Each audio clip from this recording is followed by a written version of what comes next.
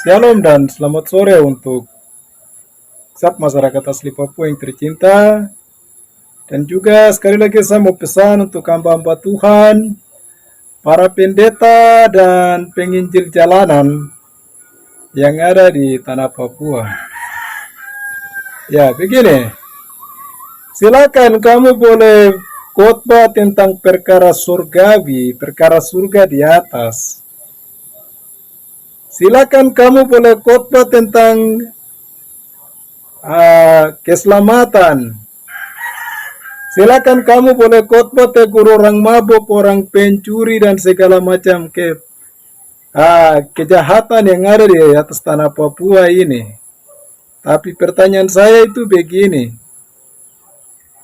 Kapan kamu bisa khotbah di dalam gereja atau khotbah di jalan tentang masalah pelanggaran HAM berat yang terjadi di tanah Papua? Kapan kamu bisa khotbah tentang domba-domba atau pengungsi yang ada di Induga, Intan Jaya, daerah-daerah konflik di pegunungan di atas ini? Seperti di Pegunungan Bintang, Maibrat, dan daerah-daerah konflik yang lain, Puncak Jaya, Yaukimo. Kapan kamu bisa khotbah untuk membela keadilan untuk tanah Papua? Apakah kamu ini penyambung lidah dari Tuhan Allah atau tidak? Ini pertanyaan saya.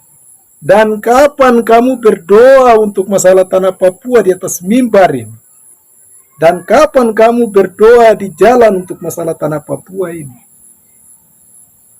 Kapan kamu bisa berani untuk berdoa untuk TPNPB yang ada di hutan? Tahanan politik yang ada di tahanan sana.